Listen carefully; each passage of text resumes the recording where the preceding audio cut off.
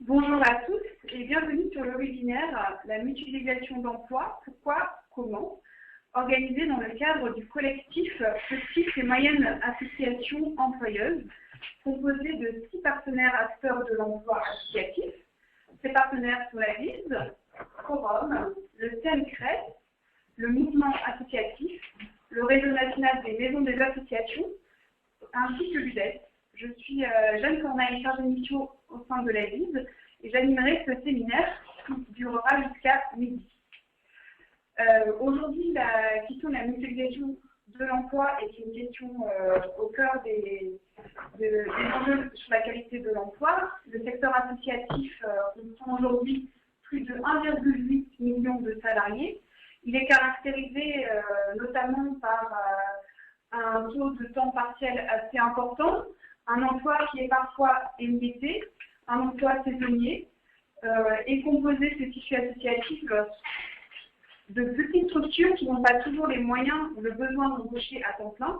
Alors, dans la mesure où la mutualisation d'emploi ou le partage d'emploi peut permettre à une association de se renforcer en faisant appel à une compétence qu'elle ne pourrait seule assumer, nous allons chercher à comprendre aujourd'hui en quoi cette mutualisation peut permettre de répondre aux enjeux de l'emploi de qualité dans le secteur associatif. Comment s'organise concrètement cette mutualisation d'emploi?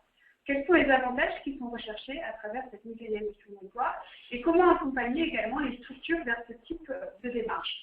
Pour répondre à ces questions, nous avons aujourd'hui 3 intervenants.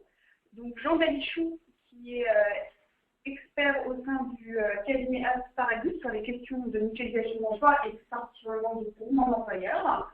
Rézane Touristo, qui est responsable des études formation au sein du centre de ressources DLA Culture à Opal. Bonjour à tous.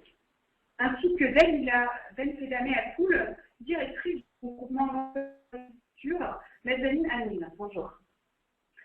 Sachez que tout au long du webinaire, vous aurez la possibilité de poser des questions via le module chat qui apparaît sur votre écran à droite, soit pour poser des questions aux intervenants, nous aurons des questions-réponses qui sont prévues, soit pour faire remonter tout problème technique. Voilà, donc la mutualisation d'emploi, comme je vous le disais, est un enjeu fort aujourd'hui dans le secteur associatif. Je laisse la parole à Jean Balichou qui va nous exposer sur cette première séquence les enjeux que revêt cette mutualisation d'emploi, nous expliquer de quoi on parle quand on parle de mutualisation d'emploi et nous décrire également quelle forme peut prendre cette mutualisation d'emploi. Très bien, merci beaucoup Jeanne. Bonjour à tous. Donc effectivement, cette année, la mutualisation d'emploi est vraiment au cœur de l'actualité. Les mouvements employeurs ont fêté leurs 30 ans. Nous avons eu un rapport parlementaire l'automne dernier sur la réponse que pouvait apporter les mouvements employeurs à la structuration de l'emploi associatif. Après-demain, en région parisienne, une grande manifestation qui est organisée, on y reviendra tout à l'heure. Donc on est vraiment dans une actualité riche et féconde sur la mutualisation. Et on espère aussi que ce webinaire vous donnera envie d'accompagner, d'aller plus loin. Donc effectivement, 3 temps dans mon intervention. Le premier temps, de quoi parle-t-on autour de la mutualisation. Ensuite, les enjeux, les questions clés à se poser avant de commencer un accompagnement. Et puis les supports. Les supports dans mon esprit venant après une analyse préalable du besoin. Alors la mutualisation d'emploi, de quoi parle-t-on? Alors schématiquement, on va dire que c'est la mise en commun de ressources humaines. Le partage d'emploi vise à permettre à une association de se renforcer en faisant appel à une compétence qu'elle ne pourrait pas toute seule se permettre d'avoir. Voilà, ça c'est sur le principe. Alors c'est un système qui est paré de nombreuses vertus, mais qui, en mon sens, doit être manié avec prudence et analysé au cas par cas. Alors, paré de nombreuses vertus parce que pour les adhérents, pour les structures, les associations, on voit que ça peut être une réponse adaptée à la saisonnalité. On va faire appel à quelqu'un lorsqu'on a des besoins parce qu'on est en période d'activité. On peut avoir aussi une réponse à un besoin ponctuel de main-d'œuvre. Ça peut être un moyen de fidéliser les salariés. Donc, vous voyez, toute une série d'intérêts que permet en tous les cas la mutualisation d'emploi pour les adhérents. Pour les salariés, ça leur permet de consolider leur temps de travail. Et Jeanne Corneille disait tout à l'heure que dans le secteur, les temps de travail sont souvent émiettés. Là, on va agglomérer le temps de travail pour viser un temps complet. Donc, c'est c'est un moyen de consolider le temps de travail, c'est aussi un moyen de favoriser un projet professionnel. Et puis pour les institutionnels, il y a aussi de l'intérêt, puisque ça développe de l'emploi sur un territoire. Donc vous voyez, autrement dit, c'est une forme de remède universel qui ne fait pas débat. Or, il me semble vraiment essentiel qu'il y ait débat, parce que ce n'est pas naturel de partager l'emploi. Il faut une réflexion. Donc effectivement, beaucoup de vertus, mais une prudence. Ça ne se fait pas sans une réflexion préalable. Et une analyse au cas par cas, j'ai l'habitude de dire qu'un système de mutualisation d'emploi n'est pas mécaniquement transférable. Ce qui a pu marcher à Paris peut très bien ne pas marcher dans l'Oise, alors qu'on n'est pas très loin. Voilà, chaque territoire, chaque projet possède ses spécificités. Il faut vraiment faire une analyse au cas par cas. Autre élément que je souhaiterais dire, c'est que la mutualisation d'emploi s'intègre dans un système qui est réglementé, qui est le prêt de main-d'œuvre réglementé. Et vous le savez, dans le Code du travail, le prêt de main-d'œuvre, eh bien, il est soit à but lucratif, c'est l'intérim, ce sont les sociétés de portage, ce sont les entreprises à temps partagé, qui nous concernent peu aujourd'hui, c'est soit la main-d'œuvre à but non lucratif. Et là, on est sur les gros employeurs et le prêt de main-d'œuvre. Je rappelle aussi que si on ne respecte pas les règles du prêt de main-d'œuvre, il y a des sanctions, on est dans un délit de marchandage. Donc là aussi, à faire très attention sur la nature du prêt de main-d'œuvre. Donc voilà, c'est-à-dire qu'effectivement, la mutualisation s'inscrit dans ça. Et sur le prêt de main-d'œuvre, je vous renvoie à la lecture du numéro 518 de Juristes Association du 1er mai qui fait le point sur le sujet. Voilà pour avoir un petit peu cadré, un petit peu générique. Sur les enjeux de la mutualisation d'emploi, je crois qu'il y a un certain nombre de questions à se poser avant d'y aller.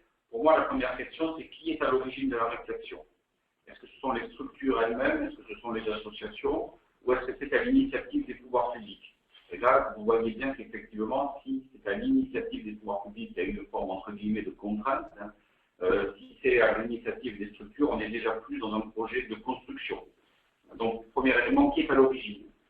Second élément de réflexion, pourquoi la réflexion arrive-t-elle à ce moment? Est-ce qu'on est dans une phase de développement? Est-ce qu'il faut faire face à une contraction des financements publics? Ou est-ce que justement parce qu'il y a une mesure des pouvoirs publics de soutien? Là aussi, c'est s'interroger sur le moment. Et puis, dernier moment d'interrogation, si je puis dire, quels sont les objectifs poursuivis? Est-ce que c'est créer un nouveau poste? Est-ce que c'est répondre à la professionnalisation de l'association? Voilà, donc une série d'enjeux à bien avoir en tête pour effectivement conduire la réflexion de façon positive. Au-delà des enjeux, il y a également quelques questions clés auxquelles il faut répondre avant effectivement de passer sur la concrétisation. Alors, j'en ai sorti quelques-unes, il y en a d'autres. Par exemple, on pourrait réfléchir aussi sur la proximité des champs d'intervention des associations, mais je crois qu'il faut quand même commencer par réfléchir à la connaissance des associations entre elles. Si on décide de mutualiser un emploi qui, encore une fois, n'est pas quelque chose de tout à fait naturel dans notre fonctionnement, eh bien, quelles sont les autres associations? Quelles sont-elles? Quel est leur projet associatif? Est-ce qu'elles sont proches des valeurs que nous défendons? Quelle est leur situation financière? Quelles sont les orientations que nous souhaiterions donner à cette mutualisation? Voilà, une série de questions très préalables à la structuration, mais en tous les cas, effectivement, ne pas hésiter à travailler beaucoup là-dessus. Et puis après, on se pose la question de la fonction mutualisée. Est-ce que c'est une fonction au cœur de métier, un professeur de musique, un professeur de tennis, par exemple? Ce sont des fonctions transversales du secrétariat, de l'administration. Est-ce que les postes à mutualiser sont créés déjà dans une association ou est-ce qu'ils sont complètement à créer? Voilà, donc toute une série de questions clés, toute cette réflexion préalable qui pour moi est gage de succès et sur laquelle si on fait l'économie de cette réflexion-là, on a toutes les chances d'arriver nulle part. Donc bien prendre ça en tête avant de réfléchir à la structuration. Dans la structuration, globalement, sur les formes de mutualisation d'emploi, les prêts de main-d'œuvre non lucratifs, on en a deux. Une qui est de nature ponctuelle, je dirais, mais extrêmement intéressante, et une de nature un peu plus structurante et collective. Donc la première qui est ponctuelle entre les deux structures, donc c'est la convention de prêt de personnel, et la réponse plus structurante, ce sont les groupements d'employeurs. Alors La convention de prêt de personnel, en quelques mots, c'est la loi Cherpion de juillet 2011 qui a cadré le dispositif. Aujourd'hui, il y a 3 étapes à remplir. La première, c'est d'abord l'accord du salarié qui va être mis à disposition ponctuellement d'une autre association qui ne sera pas son employeur. Donc d'abord l'accord du salarié. Ensuite, une convention entre la structure qui prête le salarié et la structure qui accueille le salarié. Cette convention devant prévoir un certain nombre de clauses, la durée, les modalités de remboursement des salaires et charges, les fonctions et les conditions d'énonciation, et puis surtout un avenant au contrat de travail du salarié qui, lui, cet avenant va expliciter la fonction, la durée, les lieux de travail, le statut, la fin de la mise à disposition.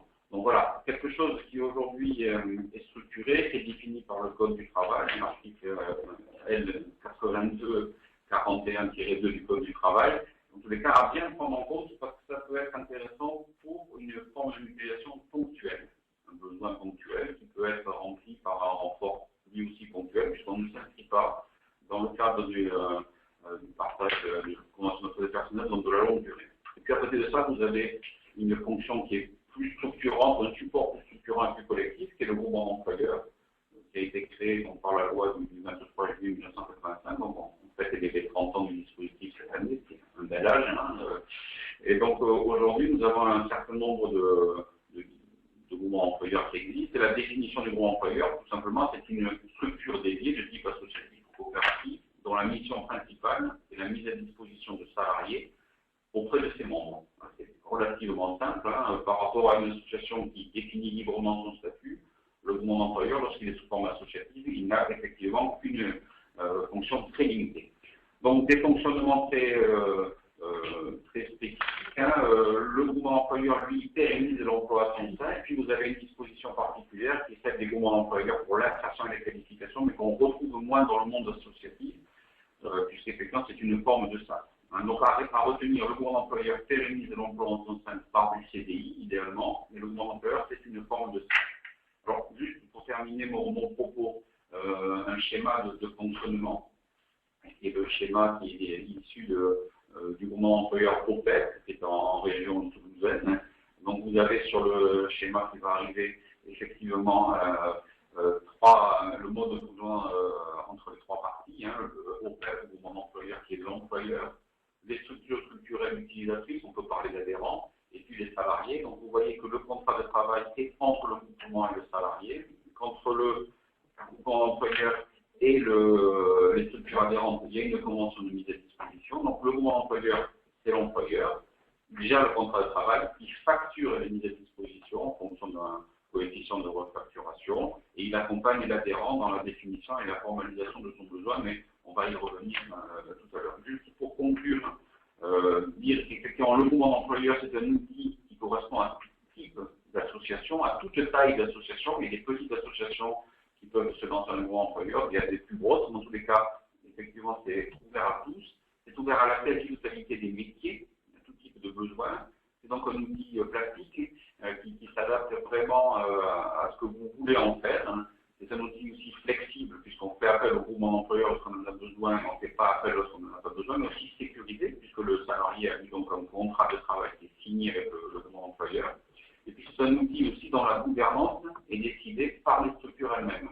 Je crois que c'est ça aussi qui est important. Lorsqu'on crée un groupement d'employeurs, on crée un nouvel outil dont on se dote des règles de fonctionnement qu'on décide collectivement. Voilà ce que je pouvais dire à ce stade sur les grands enjeux de la mutualisation et les supports qui existent. Merci Jo. Ce que nous vous proposons, c'est de maintenant illustrer les propos sur les enjeux sur le secteur culturel avec l'intervention de Réjeanne.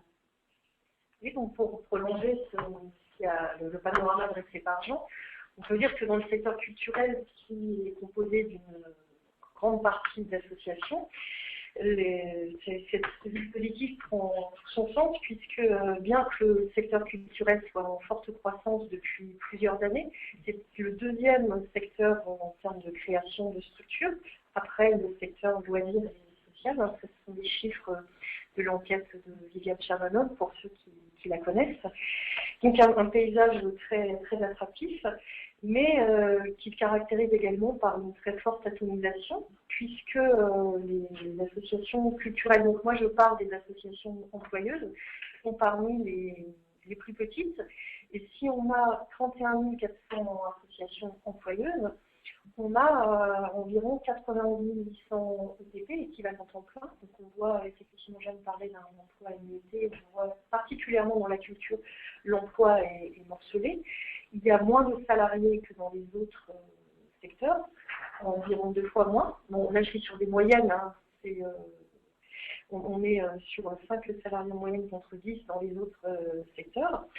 Il y a également un recours plus important au temps partiel, donc qui s'explique entre autres par le régime des intermittents. Je ne rentrerai pas dans les détails puisque ce n'est pas le sujet, mais c'est quand même un élément important. Moins de CDI qu'ailleurs, 30% contre 47% dans les autres secteurs.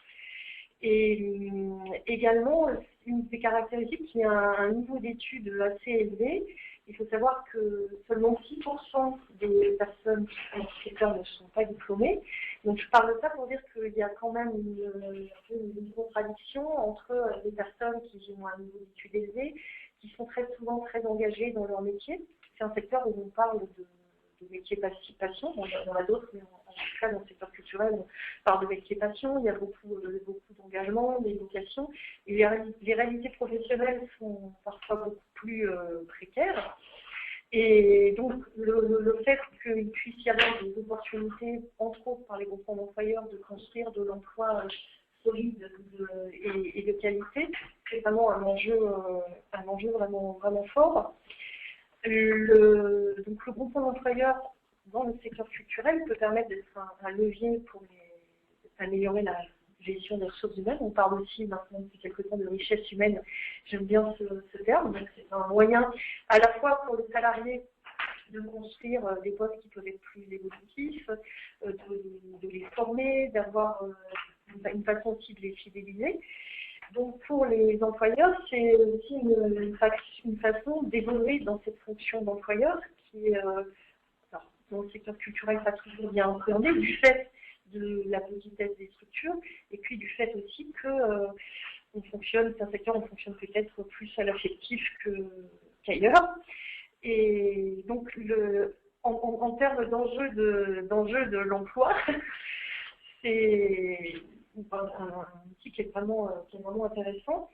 C'est aussi une façon, ça peut être une façon de renforcer le développement économique de ces membres, même si c'est pas un effet induit possible, c'est pas l'objectif en soi, parce que Jean l'a rappelé que l'objectif il est défini, c'est de la mise à disposition personnelle, mais il y a effectivement des conséquences vertueuses et bénéfiques. C'est aussi une façon pour un certain nombre de structures qui sont quand même assez isolées puisque de nombreuses associations culturelles ne sont pas fédérées, une façon de créer des réseaux de proximité autour de l'emploi. Et c'est une façon aussi pour certains de sortir un petit peu certains employeurs peuvent avoir un peu une lassitude par rapport aux emplois aidés. Il y a eu toute une période où de nombreuses associations sont saisies de différentes opportunités d'emploi aidé et qui s'en sont lassées puisqu'il y avait énormément de turnover à former les personnes. Donc c'est vrai que pour ces raisons que j'ai énoncées de façon résumée, on s'aperçoit que dans le secteur culturel, l'intérêt pour les groupements d'employeurs se renforce. Ça correspond à une intensification de façon globale de démarches de coopération qui ne concernent pas que l'emploi. Il y a la renégociation du régime de l'intermittence qui réinterroge aussi la façon dont on a des formes d'emploi structurelles et comment on fait cohabiter de l'emploi permanent et de l'emploi plus ponctuel. Et depuis 6 mois, on va dire que le secteur est en pleine effervescence sur ces questions de groupements d'employeurs. Merci Réjeanne pour cet éclairage sur le secteur culturel. Alors concrètement, on souhaitait vous illustrer aussi un groupement d'employeurs, comment il vit, comment il peut se constituer au travers de l'exemple de Mezzanine à Nîmes, qui est un groupement d'employeurs dans le secteur culturel qui a été créé en 2010 et qui compte aujourd'hui 40 162 adhérents pour 7 salariés mutualisés. Donc, je laisse la parole à sa directrice pour nous décrire un peu le cheminement qui a permis en fait la constitution et le développement de ce groupement d'employeurs. Oui, tout à fait.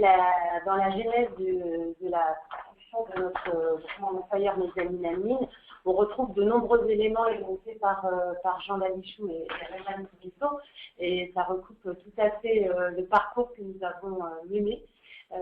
Et qui nous a amené aujourd'hui à être à présent 10 salariés, donc 7 mutualisés.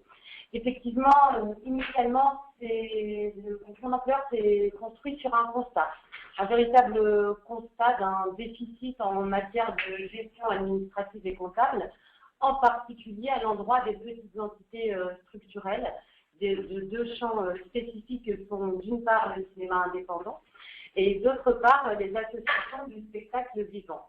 Tous deux étant portés par notre président Mathieu Bonpoint et notre vice-présidente Juliette Bonpoint, respectivement producteur de cinéma indépendant et directrice d'un bureau de production, qui arrivait au constat systématique d'identification de cette mauvaise gestion qui est identifiée comme la clé de voûte de ce qui pouvait permettre aux petites structures de se pérenniser.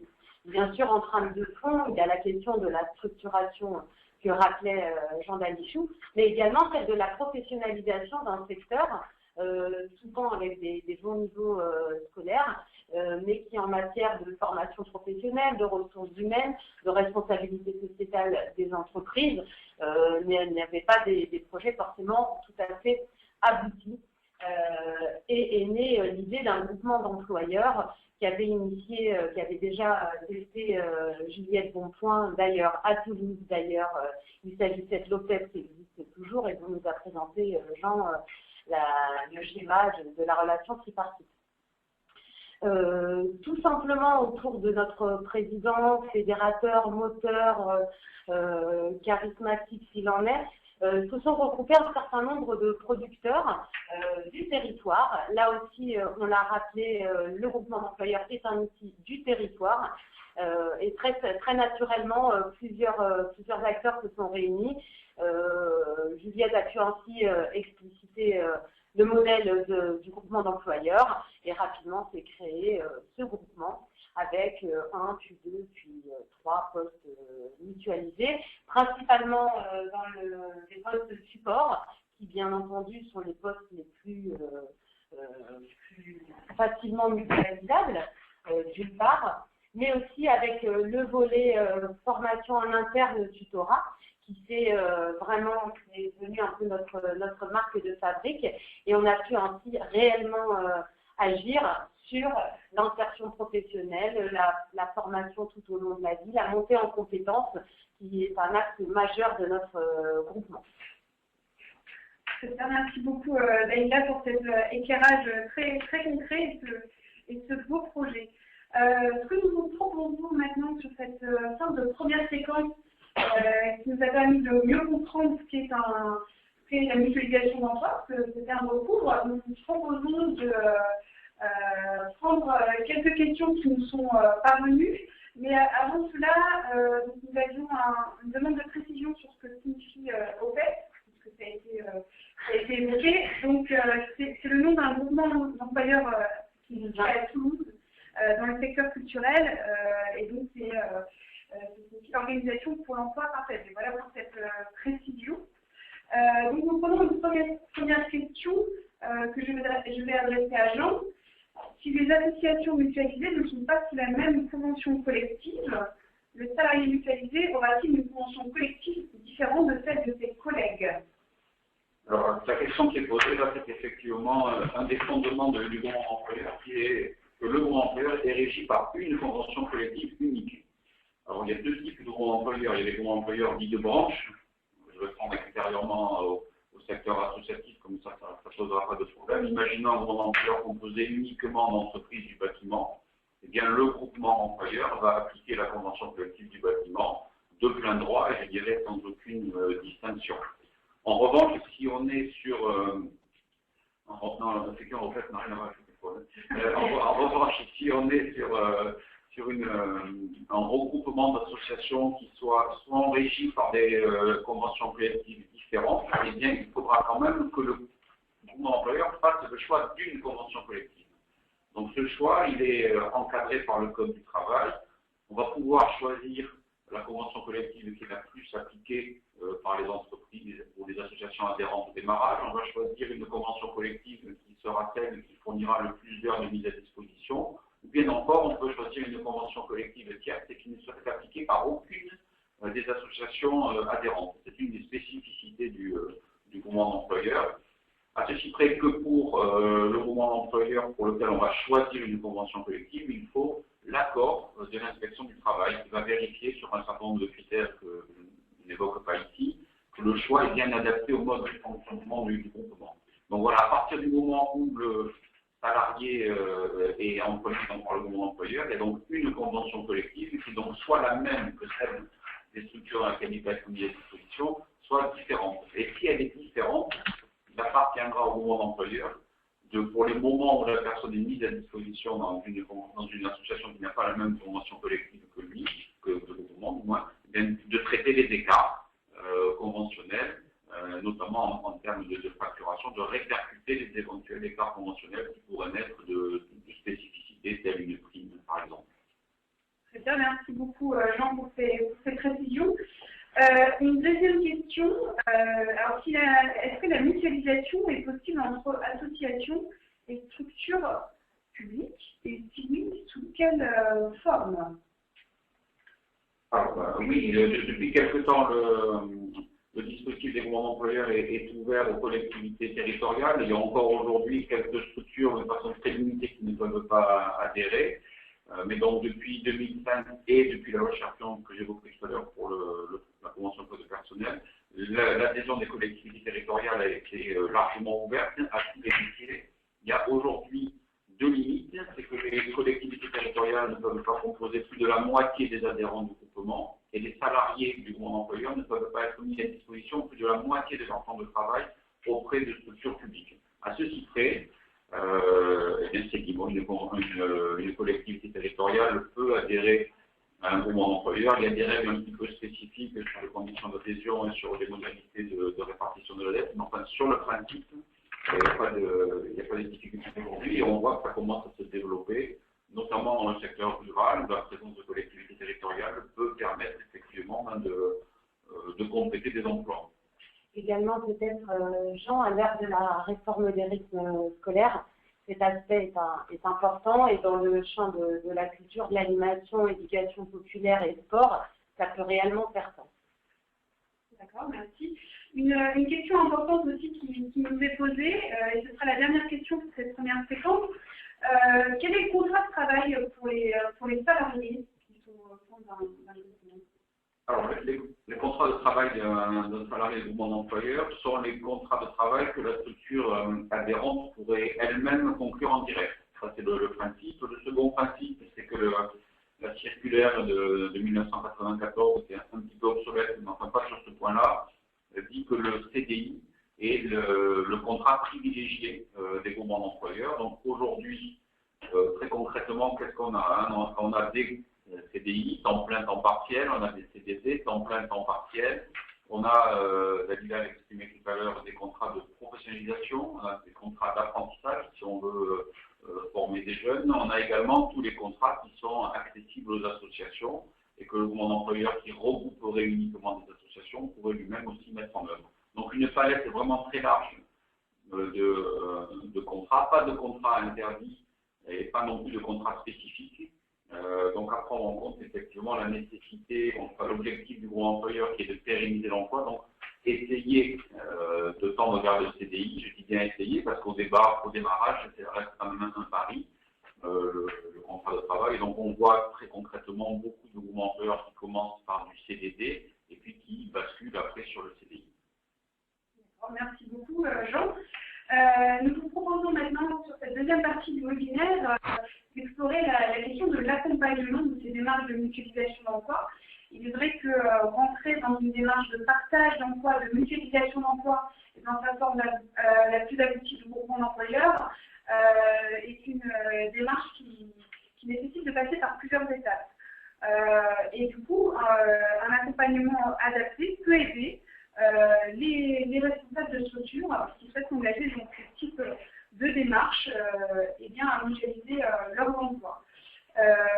Donc, nous allons vous proposer dans un premier temps donner quelques clés pour mieux comprendre en fait les points de vigilance, les règles d'or à appliquer pour une démarche de mutualisation réussie. Alors, sur une démarche de mutualisation réussie, je dirais par rapport à ce qui a été dit par Réjeanne et Dalila, notamment sur cette richesse humaine, sur l'évolution de la fonction employeur, comment le groupement peut permettre de sortir d'une forme d'isolement, comment le groupement structure l'emploi, fonctionnalise le secteur, tout ça, c'est des effets que le groupement d'employeurs va produire. Mais avant de les produire, effectivement, il y a quand même un certain nombre de conditions, puisque aujourd'hui, même s'il est difficile d'avoir des statistiques nationales, on reste quand même en dehors du secteur agricole où il y a à peu près 4000 groupements d'employeurs. On est encore dans quelque chose qui n'est pas à la marge, qui commence à se développer, mais que quand même, effectivement, n'est pas naturel, je le disais tout à l'heure. Donc, effectivement, c'est que la mutualisation d'emploi n'est pas la réponse adaptée à tous les besoins. Néanmoins, donc, j'ai pu, moi, au travers de mon expérience, identifier un certain nombre de règles d'or, comme j'ai appelé les règles d'or, pas vraiment des règles d'or, mais en tous les cas, des observations que j'ai pu faire. La première observation, c'est qu'il faut avoir l'esprit ouvert et ne pas aller à marche forcée vers la mutualisation. Moi, ce qui me frappe, c'est que souvent, on a des projets de mettre en place un mouvement d'employeurs. Or, le mouvement d'employeurs, c'est ambitieux, c'est exigeant, et les structures peuvent ne pas être mûres au moment où la réflexion s'engage. Donc, effectivement, quand je dis avoir l'esprit ouvert, il faut être un petit peu décontracté, il faut se laisser la possibilité d'arrêter l'étude, de la réorienter, attendre que ça mûrisse dans l'esprit des gens. On est sur un projet, vous savez, en tant qu'accompagnateur, un projet, ça vit, ça meurt, ça connaît des hauts et des bas. Donc voilà, ne pas partir tout de suite avec l'idée que dans 6-8 mois, on aura un mouvement d'employeur. Ça peut être cette décision-là, et tant mieux, mais ça peut être autre chose. Ça, c'est, je dirais, une première considération avec le corollaire, qui est le temps. Il faut effectivement ne pas se dire dans 3 semaines, dans 1 mois, on aura créé le mouvement d'employeur. Là aussi, on a toutes les chances d'un échec à terme. Donc, il faut vraiment, ce temps-là, j'insisterai beaucoup là-dessus, notamment dans le monde associatif, pour effectivement se donner le plus grand nombre de chances de réussite. Ensuite, des secteurs professionnels proches, c'est plus simple quand même lorsque les associations sont dans un même champ culturel, par exemple, ou même champ sportif, même si ce n'est pas interdit, bien sûr, d'avoir des associations de domaines différents. Dans tous les cas, avoir des secteurs professionnels proches, ça rassure aussi. Des métiers complémentaires, je dirais, ça aussi c'est la base, puisqu'on est sur des personnes qui vont partager leur temps de travail entre plusieurs structures associatives. Il faut quand même qu'on soit sur des métiers complémentaires, puisque par ailleurs, comme on se partage, si une seule association a un besoin très spécifique, et bien là, le mouvement d'employeur n'est pas la réponse adaptée. De même, il faut des besoins récurrents.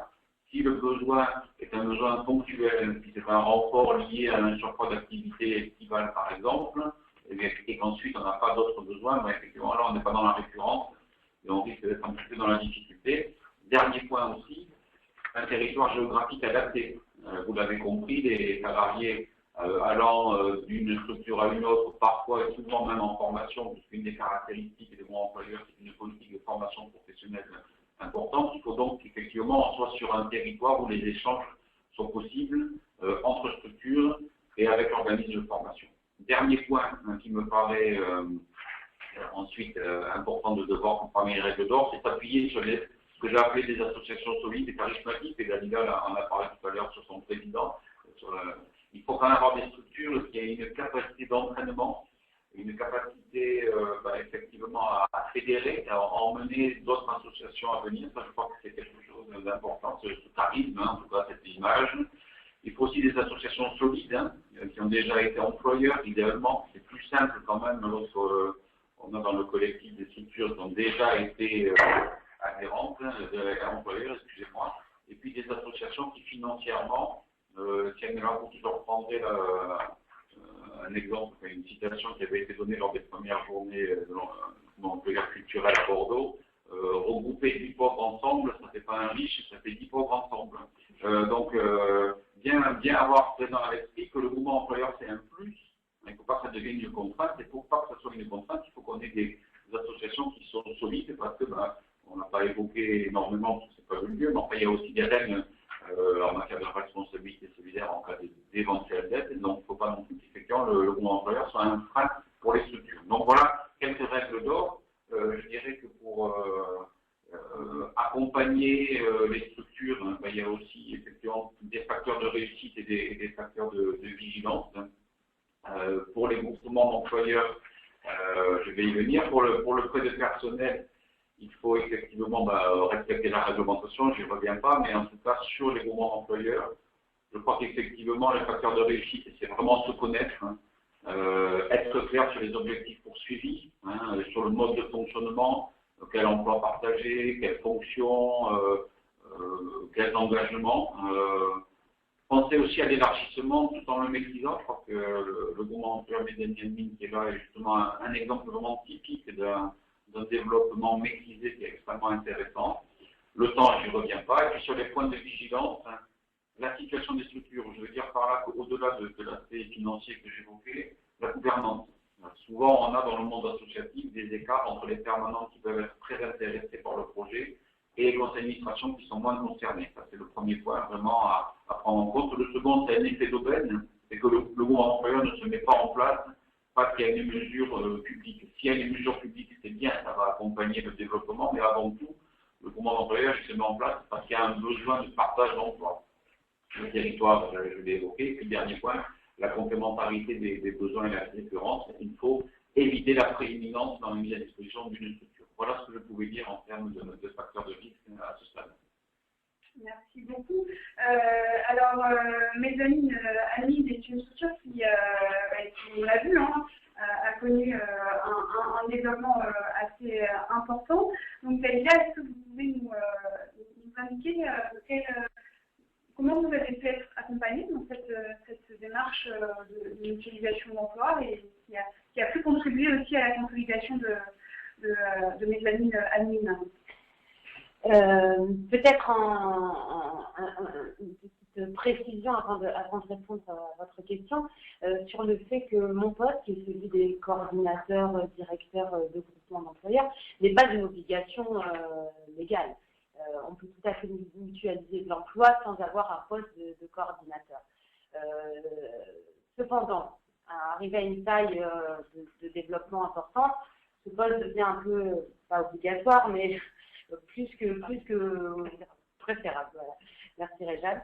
Ce qui a été le cas pour Mezzanine Anime, et mon arrivée en poste s'est faite un peu, je ne venais pas du monde des groupements d'employeurs, du monde associatif, oui, mais en tout cas, je ne maîtrisais pas du tout ce dispositif plastique dont nous parlait Jean.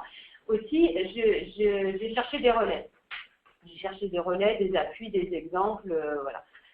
Je dois dire que véritablement, l'outil qui m'a le plus aidé, accompagné, construit ma réflexion et les axes de travail a été ce guide de la ville, le guide que je pense nous allons pouvoir visualiser, téléchargeable au demeurant sur le site de la ville. Donc, guide de la ville, dont j'ai oublié la terminologie, voilà, accompagner les groupements d'employeurs associatifs, réalisé par la ville en collaboration avec le ministère des Sports et qui m'a vraiment permis de pouvoir avoir des réponses concrètes à des questions précises dans mes tâches, dans mes missions quotidiennes.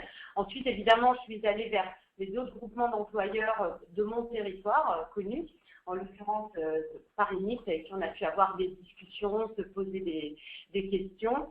Et puis, on est arrivé assez naturellement vers l'association OPAL, qui a réfléchi, travaillé, accompagné, orienté des groupements d'employeurs qui suivent le sujet depuis des années, et également qui avait participé à la création des premières rencontres nationales culturelles en 2012 à Bordeaux.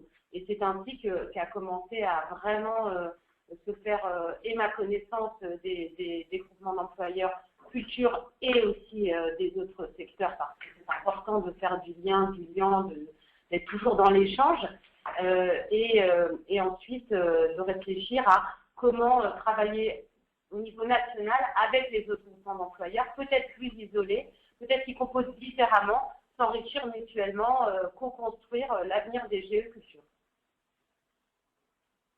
D'accord. Merci beaucoup Dalila. Alors effectivement, Opal travaille depuis de nombreuses années sur ces questions de mutualisation et donc a pu capitaliser aussi un certain nombre d'éléments pour mettre en avant aujourd'hui les facteurs de réussite qu'ils ont pu observer dans ces démarches de mutualisation. Oui, donc rapidement, puisque je vois aussi qu'il y a plusieurs questions qui sont passées, notamment sur combien de temps il faut pour faire un GE. Donc je crois qu'il y a un élément à prendre en compte, c'est est-ce qu'il existait au préalable une dynamique entre les structures membres, ou est-ce que les structures se réunissent pour la première fois autour d'un projet de groupement d'employeurs. Et on voit qu'un des facteurs de réussite, c'est quand il existait déjà un réseau, formel ou informel, mais qui permet, j'allais dire, un peu de gagner du temps, dans le sens où les membres ont appris à se connaître, ont parfois d'autres projets communs que le groupement d'employeurs. Et je pense que ça, c'est un facteur de réussite important. En tout cas, qu'en termes de chance, ça permet d'aller peut-être un peu plus vite. C'est extrêmement difficile de normer, puisque, comme l'a dit Jean, c'est la mise en place d'un groupement d'employeurs, c'est plutôt un processus. Donc, on ne peut pas dire, entre l'idée et la réalisation, donner une durée qui serait à prendre au pied de la lettre. Mais c'est vrai qu'il faut quand même entre 1 ou 2 ans, je dirais 1 an si les structures se connaissent, et puis au moins 2 ans si vraiment elles ne se connaissent pas, pour donner un ordre d'idée. Après, dans ce qui concerne le secteur culturel, c'est vrai aussi que le groupement d'employeurs, et j'ai vu aussi des questions passer là-dessus, le groupement d'employeurs n'est pas un dispositif pour aider les structures culturelles, c'est un dispositif pour gérer de l'emploi. C'est vrai que certains secteurs s'en sont emparés plus vite que d'autres, donc le secteur agricole notamment. Après, comme c'est un outil qui est méconnu et pour lequel je pense il faut qu'il y ait un effet d'exemple, et qu'en voyant des exemples fonctionner, un peu si on prend l'exemple des amas, il y a 15 ans, il n'y en avait presque pas, maintenant il y en a fleuri, au bout d'un moment, il faut aussi que dans un secteur, les gens soient convaincus que oui, ça a pu marcher pour des compagnies de théâtre, et petit à petit, ça peut faire école et tout le neige. Donc il y a aussi le fait que ça suppose également, alors que comme je le disais au départ, moi je parle juste pour les secteurs culturels, hein, mais comme les gens ont tendance à être isolés, ça suppose de se regrouper, d'être dans des démarches de coopération, d'être moins individualiste, et ça demande un petit peu de temps. Merci beaucoup Réjeanne. Peut-être Dalila, pour compléter un peu votre intervention, en termes de dispositifs d'accompagnement, je crois que vous avez bénéficié de l'appui notamment du DLA et de réseau. Est-ce que vous pouvez nous en dire 2 mots? Oui, tout à fait. Nous avons pu bénéficier d'un DLA, donc ceux qui ne connaissent pas, le dispositif local d'accompagnement, en l'occurrence par le cabinet Asparagus, spécialisé dans les groupements d'employeurs. C'est important parce que effectivement la démarche et puis le fonctionnement ne sont pas forcément très bien connus. Et ce DLA nous a permis de poser les jalons de notre développement qui s'est effectué sereinement, sainement, et avec le regard, le recul et la mise en perspective que permet le DLA, de se poser les bonnes questions, d'avoir un regard extérieur et de ne pas trop s'emballer sur peut-être les diverses sollicitations qu'on pourrait avoir, mais être vraiment dans la réflexion sur la structuration, le modèle économique, parce que le projet associatif qui est fort, qui est important, qui est presque un prérequis d'après moi, ne se suffit pas à lui-même. Il faut aussi à un moment donné rentrer dans le dur, poser les questions de la viabilité du modèle économique, du taux de refacturation, qui est un terme très usité pour nous, c'est-à-dire à quel moment, à quel taux il faut pouvoir refacturer une heure de mise à disposition pour arriver à l'équilibre financier. Donc toutes ces questions doivent se poser dès l'étude de faisabilité.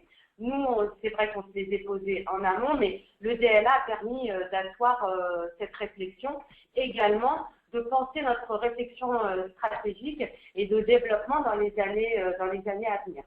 ça a été très important pour nous, effectivement, Jeanne. Je peux peut-être rajouter qu'en termes d'accompagnement, je crois qu'il y a un peu trois familles, on peut dire. Il y a soit les besoins qui vont concerner le fait que faire prendre la mayonnaise, c'est-à-dire les structures sont autour de la table et il faut les aider à élaborer ou à reformuler un projet commun qui peut être celui de l'emploi. Soit ça peut porter sur des modalités beaucoup plus opérationnelles, c'est-à-dire que le groupe est d'accord pour créer l'emploi partagé, mais il a besoin d'être encadré sur les cadres juridiques, de mettre en place des plannings, des besoins plus opérationnels. Soit ça peut être, en troisième étape, un outil qui fonctionne déjà, mais qui a besoin d'être mieux reconnu auprès des partenaires, qui a besoin de rechercher des financements, et là, ça peut être plus sur de l'argumentaire. Et c'est vrai qu'au-delà de l'accompagnement du dispositif DLA, j'ai vu aussi une question passer là-dessus sur... il y a également des réseaux et des fédérations, alors ça dépend des secteurs, mais dans chaque région, il y a quand même aussi des centres de ressources pour les groupements d'employeurs, mais après, dans les différents secteurs professionnels, c'est très important de pouvoir s'adresser à des réseaux ou fédérations pour avoir des renseignements juridiques, mais aussi pouvoir trouver d'autres partenaires. J'ai vu des structures qui disent mais quand on veut mutualiser, où est-ce qu'on peut trouver d'autres partenaires? Ben justement, un réseau de fédération peut être là pour centraliser les besoins d'offres d'emploi partagé et d'envie d'emploi partagé. Donc ça peut être une façon aussi d'être mise en relation, de déclencher une réflexion collective pour accélérer les choses. Voilà. Alors on le voit au travers de vos différentes interventions, hein, l'accompagnement du coup joue un rôle clé aussi dans la réussite de ces démarches de mutualisation qui sont loin d'être évidentes et qui nécessitent effectivement un accompagnement adapté pour être pleinement réussi. Ce que nous vous proposons sur cette fin du temps d'échange, c'est de continuer sur le temps de questions-réponses, puisque nous avons pas mal de questions, donc nous sommes ravis que ce sujet vous intéresse et nous allons essayer d'y répondre au mieux. Donc je commence par la première question. Est-ce qu'on peut dire qu'il y a un seuil pour financer le poste d'un administratif dans un groupement d'employeurs, ou est-ce que c'est difficile à définir comme ça? Je disais tout à l'heure que le poste de coordinateur, donc là, dans la question d'administratif, n'est pas un impératif. Ceci dit, c'est vivement recommandé, si on veut se développer, d'avoir une personne qui puisse concentrer, qui puisse centraliser les informations, les échanges, créer aussi le travail d'équipe, parce que quand on a des personnels mis à disposition, le volet RH est un petit peu différent dans une structure classique. Comment le financer? Eh bien, pour ma part, j'ai pu bénéficier d'un emploi aidé de type CUI-CAE, puisque nous avons un statut associatif, qui a permis dans le plan de financement d'alléger le coût de mon poste sur les 2 premières années. Donc c'est une piste. Par ailleurs, certaines régions, puisque les aides attribuées au groupement d'employeurs, il faut le dire, sont tout à fait différentes d'une région à l'autre. Il faut regarder au niveau de la région dont on fait partie, ce qu'il est proposé. D'ailleurs, je précise que sur le site internet qui s'appelle fédéronlesgeculture.com, il y a un volet ressources assez important et nous avons réalisé récemment un panorama des aides. Alors, peut-être qu'elles ne sont pas toutes précisément actualisées, mais en tout cas, ça permet de se rendre compte dans sa région de ce qui existe ou de ce qui n'existe pas, et d'aller chercher des aides, soit des aides à l'emploi, soit des subventions dédiées via les régions, via la Direct, la Fondation de France. Il y a plusieurs pistes en fonction du projet, en fonction de l'envie, qui permettent de réfléchir à cette question tout à fait essentielle des frais généraux essentiellement portés par le poste de coordinateur, effectivement. Merci.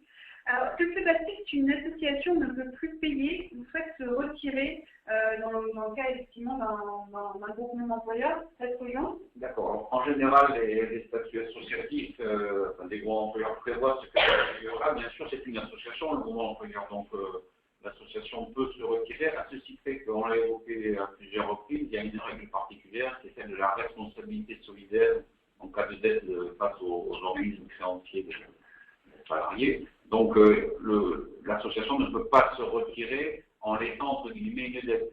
Il faut qu'elle assure ce qu'elle doit au groupement d'employeurs. Ça, c'est la première règle.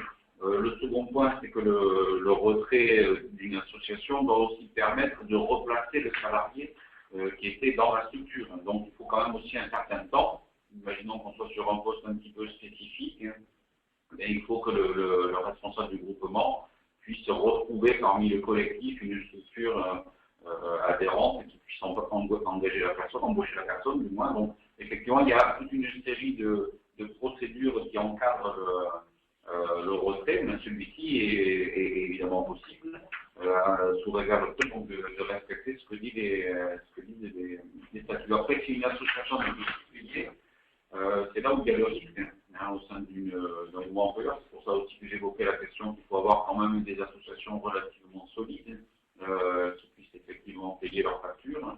Donc, quand une association ne peut plus payer, aujourd'hui, on voit apparaître quand même de nombreux mouvements employeurs qui se créent en demandant des cautions. Donc, la caution va être employée, si je puis dire, en lieu et place du règlement de la facture. Ce qui est essentiel, c'est qu'à partir du moment où il y a une difficulté dans une association, même si c'est douloureux pour l'association, il faut retirer le plus vite possible le salarié mis à disposition, parce qu'en fait, si jamais l'association paraît sous l'aide des aides, il faut savoir que la mise à disposition est considérée par l'administration fiscale comme une prestation de service, et le montant dû ne sera jamais récupéré. Donc il vaut mieux tout de suite, en cas de difficulté, le dire, figer la dette en retirant le salarié, et puis après se débrouiller avec les règles d'ordre interne, de façon à pouvoir éviter la mise en œuvre de cette responsabilité solidaire. Sur ce point-là de la responsabilité solidaire, c'est quelque chose qui est vraiment consubstantiel au dispositif des groupements employeurs. C'est souvent présenté comme étant un des freins majeurs au développement. Pour ma part, je considère que c'est une erreur d'analyse.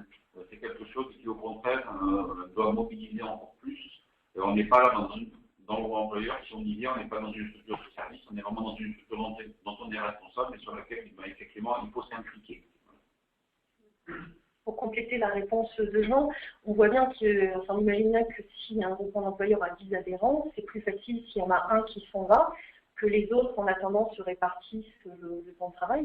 On a vu des cas dans la culture d'adhérents qui quittaient un groupement d'employeurs et ceux qui restaient arrivaient d'une démarche volontaire, augmenter le temps de travail du salarié concerné. Pour autant, on ne peut pas en déduire que pour qu'un groupement d'employeurs fonctionne, il faut beaucoup d'adhérents. Parce que c'est ce que disait Jean et c'est ce qu'on essaie de vous redire. Il n'y a pas de réponse, il n'y a pas une réponse aux questions qui affluent. On ne peut pas dire c'est mieux un gros GE ou un petit GE. Il y a des micro-GE dans le secteur de l'agriculture qui fonctionnent très bien. Il y a des groupements d'employeurs qui, pour certaines raisons, ça aura du sens d'avoir été dit, ça présentera certains avantages en cas de défaillance d'un des adhérents. Mais cette réalité-là, elle n'est pas vraie pour tout le monde. Donc, c'est une façon aussi, il y a certaines régions où historiquement, on peut voir toujours sur la culture qu'il y a l'AGEC, qui est un groupement d'employeurs qui d'emblée a une vocation régionale parce qu'il est aidé par les pouvoirs publics, mais dans d'autres régions, ce n'est pas un groupement d'employeurs à vocation régionale qui sera pertinent. Donc, il n'y a pas une réponse tranchée, à moins que les gens là-dessus. Et chaque projet est vraiment spécifique, et je vous encourage d'ailleurs tout à l'heure parler du guide fait par la vie, et aussi sur le site de la vie des monographies de groupements employeurs associatifs. Vous verrez qu'il y a des groupements employeurs de tennis, par exemple, qui mutualisent depuis 10 ans un prof, alors elles sont que 3 structures. Voilà, puis après vous avez des plus gros mouvements, AGPLA, le GDF, par exemple, AGPLA à Nantes, le GDF à Rennes, qui vont mutualiser beaucoup plus. Je dirais que ce qu'il faut faire, ce à quoi il faut faire vraiment attention, c'est est-ce que le groupement employeur répond à un besoin d'emploi partagé ou pas, tout simplement, et à partir de là, effectivement, vous avez la sécurité. De même aussi sur le territoire, des questions concernées de la notion de territoire géographique adapté. Il est certain qu'un groupement employeur est plus quand même sur un territoire relativement restreint, on va dire autour d'un rayon autour de 20 à 30 km. Maintenant, il y a aussi des groupements d'employeurs de taille régionale. Je pense notamment au groupement employeur judo en région Bourgogne, comme on l'indique, la région Bourgogne, peut-être demain Bourgogne-Franche-Comté, qui là, lui, mutualise sur une région 3-4 postes. Voilà. Là encore, une fois qu'on a dit ça, bien toujours se rappeler quelle est la demande des structures adhérentes, quels sont leurs besoins. Il est certain que si on est sur des mises à disposition de 6 mois, mois à 6 mois, par exemple, hein, entre deux associations, la notion de territoire géographique a moins d'intérêt. Si maintenant on est sur des mises à disposition de 3 jours par semaine dans une structure, un jour dans une autre et un jour dans une troisième, là, effectivement, le territoire géographique reprend toute sa pleine force. Est-ce qu'on peut donner une durée approximative à la mise en place d'un groupement d'employeurs? C'est délicat, hein, Réjeanne l'a déjà évoqué tout à l'heure, hein, ça va dépendre du degré de mûrissement déjà. Des structures qui ne se connaissent pas, forcément ce sera plus long. Des structures qui se connaissent déjà sera un peu plus court, mais quoi qu'il en soit, moi j'ai l'habitude de dire qu'il faut à minima 9 mois. Ça reste quand même une naissance, donc, et puis après, 12, 15 mois, j'ai aussi l'habitude de dire qu'au-delà de 2 ans de réflexion, c'est que peut-être le projet n'est pas tout à fait mûr. Voilà, donc il y a quand même c'est difficile là aussi hein, de répondre à cette question-là. Le dispositif des groupements employeurs, c'est celui-là, il y a une enveloppe juridique unique et des tas, si je puis dire, de fonctionnements différents et des tas de créations différentes. Alors, dernière question, nous vous proposons pour le salarié, n'est-ce pas difficile d'avoir plusieurs lieux de travail, de structures différentes? Peut-être Dalila, de son expérience? Oui, il y a aussi plusieurs réponses possibles. Tout dépend effectivement de la zone géographique. Si on est sur un espace comme Paris, par exemple, pour nos salariés, et en l'occurrence l'Est parisien, il y a la question de déplacement n'est pas un problème, puisqu'avec tous les transports en commun, ce n'est pas difficile. Après, sur le fait d'être un salarié mutualisé, c'est une forme d'emploi qui peut aller à certaines personnes et pas à d'autres, de la même manière que l'intérim séduit certaines personnes, l'intermittence en séduit d'autres, le statut d'auto-entrepreneur, encore, c'est vraiment spécifique à chaque personne et puis finalement à ses envies aussi professionnelles. Merci. Donc voilà, le webinaire touche bientôt à sa fin. Ce que nous vous proposons, c'est de vous indiquer quelques ressources pour aller plus loin et approfondir ce sujet qui, vous l'avez compris, est très riche et très vaste. Il y a un certain nombre de ressources. Alors, nous avons l'intervention d'Opal qui anime sur son site une page spécifique sur les groupements d'employeurs culture. Donc, je vous invite vivement à le visiter. Nous avons beaucoup de ressources déjà sur cette page. Par ailleurs, preuve en est de l'intérêt de ce sujet et de ses enjeux, un événement qui est organisé le 21 mai prochain sur les groupements d'employeurs culture en Île-de-France. Il y a donc un petit événement qui est dédié à cet événement, fédérumesjeux.com, et vous retrouverez le site geoculture.com et vous retrouverez un certain nombre de ressources également sur ces pages. Et par ailleurs, sur le site du mouvement associatif.org/PMAE, donc le site événement dédié à l'organisation de ce webinaire, sachez que nous avons mis en ligne un certain nombre de ressources qui vous permettront d'aller plus loin sur ce sujet. Je vous indique également que vous étiez plus de 140 participants à ce webinaire du début jusqu'à la fin. Donc j'espère que c'est effectivement un sujet qui vous a intéressé et qui a permis de répondre à vos questions. Sachez que le prochain webinaire organisé aura lieu le 7 juillet. Le 7 juillet de 11h à midi sur les fondamentaux du dialogue social et sera animé par l'UDES. Nous vous proposons pour clôturer ce webinaire une petite image pour terminer sur une note d'humour. Voilà, je vous laisse en prendre connaissance. Et je tiens surtout à remercier l'ensemble des intervenants qui ont accepté de venir parler de ce sujet et de le commenter. Et merci aussi à tous les participants pour votre participation. Merci. Merci. Au revoir. Au revoir. Voilà,